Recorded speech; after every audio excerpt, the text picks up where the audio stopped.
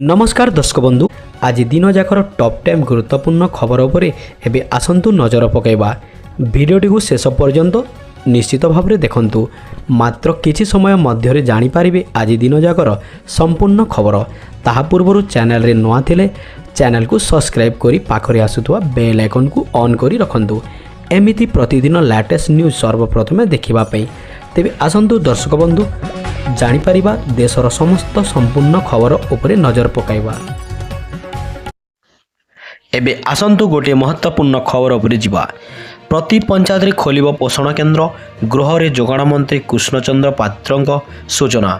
से कहिसंती जे आगामी 3 मास मध्य कार्य आरंभ हेबो। सब्सिडी रे गहम डाली चीनी चाउल आदि मिलिबो।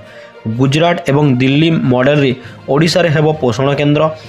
ए नहीं कौनसी विधिवत घोषणा नहीं बेले मुख्यमंत्री आलोचना चली कथा पूर्वर कही जोगाण मंत्री कृष्णचंद्र पात्र। अन्यपटे गत वर्ष अपेक्षा 26 लाख मेट्रिक टन अधिक धान किणी सरकार। चलित वर्ष 74 लाख मेट्रिक टन धान किणी सरकार। प्रत्येक वर्ष 26 लाख मेट्रिक टन चाउल एफसीआई निए। एथर किंतु राज्य सरकार अनुरोध क्रमे आउ अधिक 20 लाख मेट्रिक टन धान उठाइबाकू केंद्र सरकार राजी होइचंती।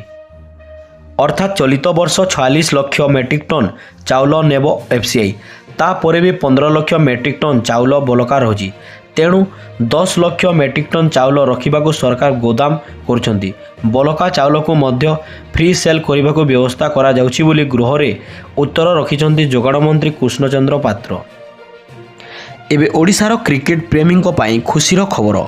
बारवाटी स्टेडियम रे खूब शीघ्र 20टी मैच देखिबाकू सुजोग मिलिबो। कटक स्थित बारवाटी स्टेडियम रे डिसेंबर 9 रे भारत एवं दक्षिण आफ्रिका मध्य 20टी सीरीज मेर प्रथम मैच अनुष्ठित हेबाकू जाउची। भारतीय क्रिकेट नियंत्रण बोर्ड बुधवार रे एही कार्यसूची प्रकाश पाइची।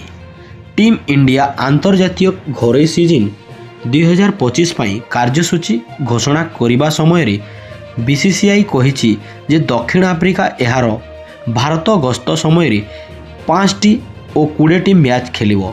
जहाँ मध्यरु प्रथमटी 20टी कटक बारवाटी स्टेडियम रे खोला जिवो। चलित वर्ष भारत 3टी फॉर्मेट रे एक आकर्षण प्रतियोगिता पाई दक्षिण आफ्रिका भारत गस्त रे आसीबो। गुवाहाटी एथर प्रथम टेस्ट मैच आयोजन करने जाउथिबारु दक्षिण आफ्रिका विषय रे टेस्ट सीरीज ऐतिहासिक हेबो। एही सीरीज नवेम्बर 14 रे नवा दिल्ली रे आरंभ हेबो। गुवाहाटी 22 नवेम्बर रु द्वितीय टेस्ट आयोजन करिवो। अधिक कीटनाशक व्यवहार जोगु बढ़ुछि कैंसर। गृह रे उपमुख्यमंत्री पई उत्तर रखिले आईन मंत्री। विधानसभा रे आईन मंत्री पृथ्वीराज हरिचंदन को उत्तर रखी कहिसंती बलांगीर और अभिव्यक्त संबलपुर जिल्ला रे रोगी संख्या बढ़ुछि। फसल रे अधिक कीटनाशक व्यवहार करा जाउची। जमीर गुणवत्ता नष्ट हेउची और कैंसर भली रोग व्यापुची बोली मंत्री कहिसंती। एथिपई बलभद्र जैविक मिशन को गुरुत्व दिया जाउची। जैविक चाष क्षेत्रफल वृद्धि पाई सरकार प्रतिश्रुतिबद्ध बोली हरिचंदन कहिसंती। कालबैशाखी प्रभाव राज्य रे तापमात्रा ह्रास पाइची। राज्य रे किछि स्थान रे घड़घड़ी सह वर्षा पवन होइची। कंधमार रे बड़ धरण कालबैशाखी होइची। एतिसह कोरापुट और केन्दुझर रे मध्य वर्षा होइतिबार खबर मिलिची। आसंता 4 तारिख अर्थात शुक्रवार जाए विभिन्न जिला को कालबैशाखीर आशंका रही। तेणु आसंता 4 दिन जाए तापमात्रा रे सेपरि किछि परिवर्तन हेबा संभावना नाही।